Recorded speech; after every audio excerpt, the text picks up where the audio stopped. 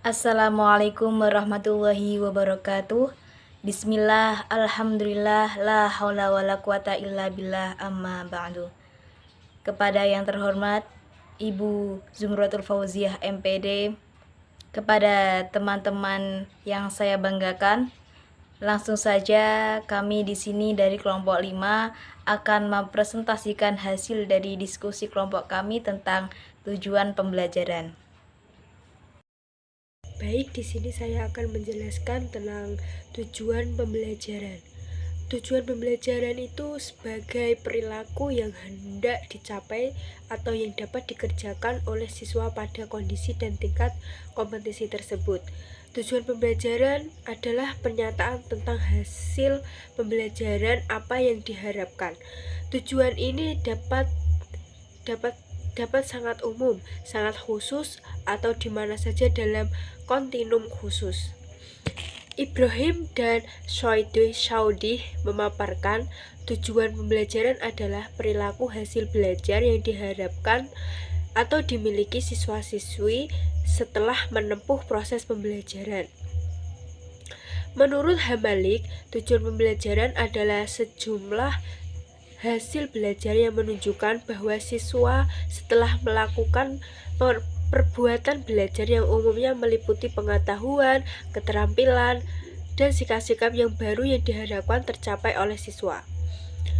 Daryanto menjelaskan tujuan pembelajaran yaitu tujuan yang menggambarkan pengetahuan atau kemampuan, keterampilan, dan sikap yang harus dimiliki oleh siswa akibat dari hasil pengajaran yang dinyatakan dalam bentuk tingkah laku yang dapat diamati dan diukur. Merujuk kepada pendapat ahli-ahli di atas, maka dapatlah dimaknai bahwa tujuan pembelajaran itu berkaitan erat dengan belajar yang akan mengarahkan kepada sasaran yang akan dicapai siswa. B. Rasionalitas. Terdapat beberapa rasionalitas perlunya dirumuskan tujuan pembelajaran dalam merancang suatu program pembelajaran. Dalam hal ini, Sanjaya terdapat 4 alasan mengajarkan tujuan pembelajaran perlu dirumuskan sebagai berikut. 1. Rumusan tujuan pembelajaran yang jelas dapat digunakan untuk mengevaluasi efektif keberhasilan proses pembelajaran. Yang kedua, tujuan pembelajaran dapat digunakan sebagai pedoman dan panduan kegiatan belajar siswa. Yang ketiga, tujuan pembelajaran dapat membantu dalam mendesain sistem pembelajaran. Dan yang keempat, tujuan pembelajaran dapat digunakan sebagai kontrol dalam menentukan batas-batas dan kualitas pembelajaran. Sedangkan menurut Senada, bahwa memaparkan rasionalitas pentingnya rumusan tujuan pembelajaran sebagai berikut.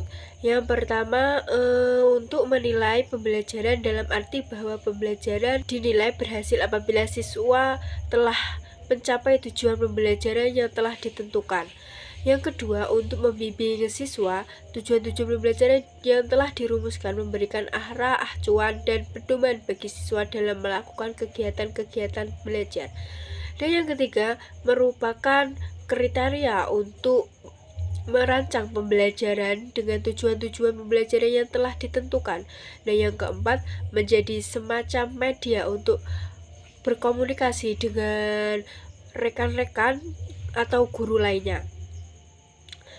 Mager sebagaimana dikutip Zaini dan kawan-kawan mengemukakan 3 alasan pokok mengapa tujuan pembelajaran itu penting dirumuskan dalam perencanaan pembelajaran, yaitu sebagai berikut. Yang pertama, dasar bagi perencanaan mata pelajaran atau mata kuliah. Dan yang kedua, memberikan kesempatan untuk mengevaluasi hasil. Dan yang ketiga, memberikan arah yang jelas bagi peserta didik atau mahasiswa. Sementara itu, Suparman juga merumuskan tujuan pembelajaran itu sangat diperlukan karena berbagai dasar pertimbangan rasionalitas. Yang pertama, pengajar dan peserta didik perlu mengetahui dan menyepakati arah dan dari pengajaran sejak awal kegiatan. Dan yang kedua, tanpa kejelasan rumusan tujuan pembelajaran, kegiatan pembelajaran berjalan tanpa arah dan tanpa patokan apakah kegiatan tersebut pada akhirnya dapat dinilai sukses atau gagal. Untuk untuk melakukan kontrol terhadap pelaksanaan dan keberhasilan program pembelajaran dengan tujuan pembelajaran, maka guru dapat mengontrol pembelajaran yang telah terlaksana dan hingga mana siswa telah mencapai hal-hal yang diharapkan. Berdasarkan hasil kontrol ini, dapat dilakukan upaya pemecahan kesulitan dan mengatasi masalah-masalah yang timbul sepanjang proses pembelajaran berlangsung. Yang selanjutnya akan dijelaskan oleh Mbak Nafia. Selanjutnya adalah manfaat tujuan pembelajaran. Manfaat atau kegunaan tujuan pembelajaran dapat dilihat dari dua perspektif, yaitu dilihat dari perspektif peserta didik, yang kedua dilihat dari perspektif seorang pengajar. Manfaat tujuan pembelajaran yang dilihat dari perspektif peserta didik yaitu: 1. Mengetahui harapan pengajar secara jelas. Yang kedua, menjadi pedoman untuk fokus belajar. Yang ketiga, mengetahui indikator-indikator yang jelas untuk mengukur keberhasilan. Kemudian, manfaat tujuan pembelajaran yang dilihat dari perspektif seorang pengajar yaitu: yang pertama, proses perencanaan pembelajaran dari perspektif pengajar adalah membantu hal-hal sebagai berikut, yaitu proses perencanaan pembelajaran seperti memilih dan menentukan strategi pembelajaran yang tepat, serta teknik pengukuran dan evaluasi pembelajaran yang benar. Yang kedua yaitu membuat feedback dan evaluasi menjadi sangat jelas dan terarah, karena tujuan pembelajaran memberikan pernyataan yang jelas tentang apa yang akan dipelajari. Selanjutnya, tujuan pembelajaran adalah cara yang berguna untuk mengkomunikasikan tidak hanya untuk siswa atau mahasiswa, akan tetapi juga untuk pengajar yang mengajar mata pelajaran yang sama atau mata pelajaran lanjutan. Yang terakhir yaitu memberikan sarana untuk mengukur sejauh mana belajar level tinggi dimasukkan dalam suatu desain mata pelajaran. Oke, yang selanjutnya taksonomi. Taksonomi ini berasal dari bahasa Yunani yang terdiri dari dua kata, yaitu taksis dan nomos. Taksis itu berarti artinya peraturan atau suatu keputusan yang harus ditaati atau dipatuhi. Sedangkan pengertian dari nomos sendiri ini adalah ilmu pengetahuan. Dalam hal kaitannya dengan tujuan pembelajaran ini, maka taksonomi tujuan pembelajaran adalah klasifikasi tujuan pembelajaran berdasarkan domain pengetahuan, sikap, dan keterampilan yang diidentifikasi dalam 3 domain, yaitu kognitif, efektif, dan psikomotorik. Tujuan pembelajaran yang dapat digolongkan berdasarkan taksonominya membantu guru untuk melihat tujuan itu secara khusus. Sering guru mengharapkan siswa itu mengerti apa yang diajarkan, sementara sering siswa menyatakan bahwa dia telah mengerti apa yang guru ajarkan. Tetapi apa sebenarnya yang dimaksud dengan mengerti itu masih belum jelas. Dengan demikian taksonomi tertentu, maka dengan demikian memilih taksonomi tertentu, maka hal tersebut dapat dispesifikkan. Di samping itu, taksonomi tujuan pembelajaran juga membantu guru untuk menghubungkan kurikulum dengan alat evaluasi. Bloom pada tahun 1956 dan Krautwald pada tahun 1964 membuat taksonomi, yaitu taksonomi tujuan pembelajaran dibagi menjadi 3 ranah, yaitu ranah kognitif, ranah efektif, dan ranah psikomotorik. Yang pertama, ranah kognitif. Ranah kognitif ini adalah ranah yang mencangkup kegiatan mental atau otak. Nah, Bloom di sini mengelompokkan ranah kognitif ke dalam 6 kategori dalam dari yang sederhana sampai kepada yang paling kompleks dan diasumsikan bersifat hierarkis, yang berarti tujuan pada level yang tinggi dapat dicapai apabila tujuan pada level yang rendah telah dikuasai. Oke, yang selanjutnya ranah psikomotorik menurut Dev yang ketiga. Yang ketiga ini ketetapan. Ketetapan adalah meningkatkan metode supaya lebih tepat. Terus yang keempat ini artikulasi. Artikulasi merupakan mengkoordinasikan serangkaian tindakan mencapai keselaraan dan internal konsistensi. Terus yang kelima, naturalisasi. Naturalisasi ini telah memiliki tingkat performance yang tinggi sehingga menjadi alami dalam melakukan, tidak perlu berpikir banyak.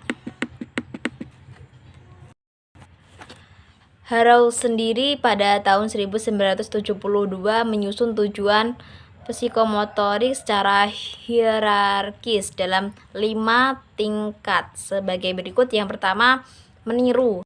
Meniru ini pada tingkat ini mengharapkan peserta didik untuk dapat meniru suatu perilaku yang dilihatnya. Tujuan pembelajaran pada tingkat ini diharapkan peserta didik dapat meniru suatu perilaku yang dilihatnya. Meniru bukan hal yang jelek-jelek terus ditiru, enggak, tapi meniru hal yang baik. Terus yang kemudian manipulasi. Manipulasi ini pada tingkat ini peserta didik diharapkan untuk melakukan suatu perilaku tanpa bantuan visual sebagaimana pada tingkat meniru. Terus yang selanjutnya ketepatan gerakan. Ketetapan gerakan ini pada tingkat ini peserta didik diharapkan melakukan suatu perilaku tanpa menggunakan contoh visual maupun petunjuk tertulis dan melakukannya dengan lancar, tepat, dan akurat. Terus yang selanjutnya keempat, artikulasi.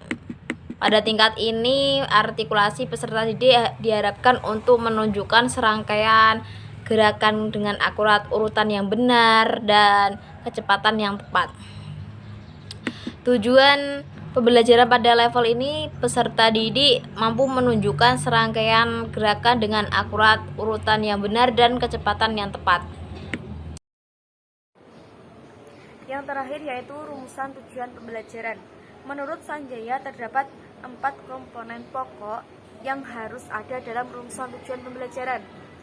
Seperti yang digambarkan dalam pertanyaan ini, yaitu yang pertama, siapa yang belajar atau yang diharapkan dapat mencapai tujuan pembelajaran atau hasil belajar itu. Nah, pertanyaan pertama ini terkait dengan subjek belajar. Oleh karena itu, dalam rumusan tujuan pembelajaran sebaiknya mencantumkan subjek yang melakukan proses belajar, misalnya siswa, peserta didik, peserta pelatihan, dan lain sebagainya. Nah, penentuan subjek ini sangat penting karena untuk menunjukkan sasaran belajar. Pertanyaan kedua yaitu tingkah laku atau hasil belajar yang bagaimana yang diharapkan yang dapat dicapai itu. Nah, pertanyaan kedua ini terkait dengan tingkah laku yang harus muncul dalam tujuan pembelajaran setelah subjek mengikuti atau melaksanakan proses pembelajaran.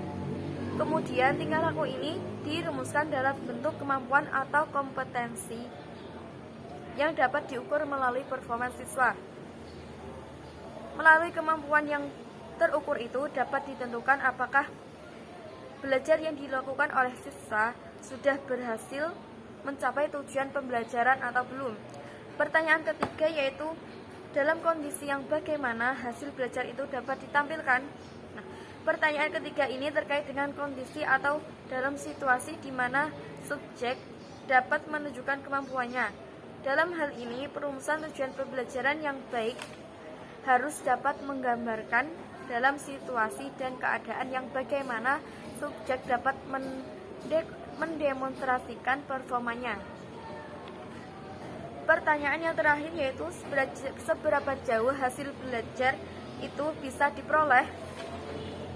Pertanyaan keempat ini terkait dengan standar kualitas dan kuantitas hasil belajar.